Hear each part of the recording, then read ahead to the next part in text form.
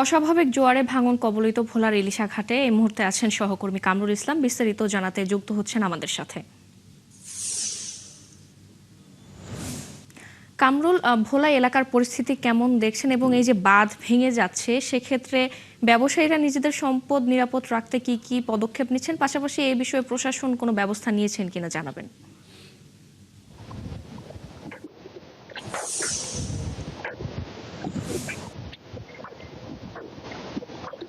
ফারজানা, আপনি যেমনটি বলেছিলেন যে আমি এই মুহূর্তে রয়েছি ভোলার ইলিশার যে ঘাটটি আপনি দেখতে পাচ্ছেন, এটা কিন্তু ভোলার এই ঘাট থেকে ভোলা ঢাকা সহ প্রায় প্রতিদিন 15 থেকে 20টি লঞ্চ চলাচল করে।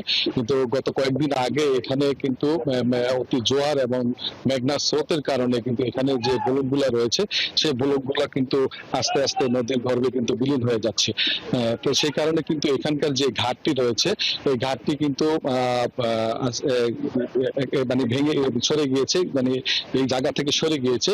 তো আমরা দেখতে পাচ্ছি যে আইডব্লিউটি এর যে ধ্রুবতারা যে জাহাজটি রয়েছে এটাকে এখান থেকে সরিয়ে নেওয়ার জন্য তারা ইতিমধ্যে এসেছেন এবং তারা কিন্তু এই ঘাটের যে ক্রেন গুলো ছিল সেগুলোকে উঠানোর চেষ্টা করছেন।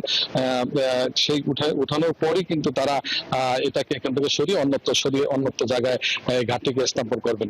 তবে এখানকার যারা ব্যবসায়ীরা রয়েছেন তাদের দাবি রয়েছে একটি, যে ব্যবসায়ীরা বলছেন যে তারা এখানে যে ঘাটটি যদি এখান থেকে সরিয়ে নিয়ে যায় তাহলে কিন্তু তারা কিন্তু অনেক ক্ষতিগ্রস্ত হবেন। তো আমরা একজন ব্যবসায়ীর সাথে কথা বলবো যে এই ঘাটটি তো এখান থেকে সরিয়ে নিয়ে যাবে, তো আপনারা আসলে কিরকম ক্ষতিগ্রস্ত হতে পারেন কিনা আপনাদের।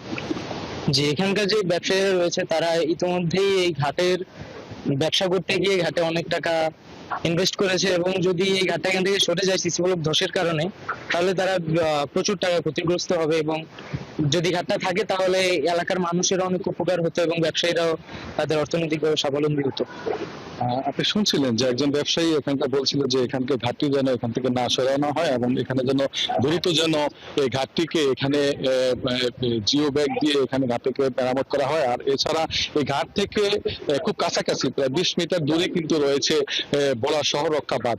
যদি দ্রুত এই কাজ যদি সম্পন্ন না করে তাহলে কিন্তু এই শহররক্ষা বাঁধ যদি ভেঙে যায় তাহলে ভোলার কিন্তু বিভিন্ন এখানে যেসব স্কুল প্রতিষ্ঠান রয়েছে, বাসাবাড়ি রয়েছে, তারা কিন্তু এই মেঘনার পানিতে কিন্তু তারা পানিবন্দী হয়ে পড়বেন এবং এখানে অনেক ফসলি জমি আছে, সকল কিন্তু নষ্ট হয়ে যাবে। ধন্যবাদ কামরুল আমাদের সাথে যুক্ত হওয়ার জন্য। দর্শক, ভোলায় বাঁধ ভাঙার খবর জানাচ্ছিলেন সহকর্মী কামরুল ইসলাম।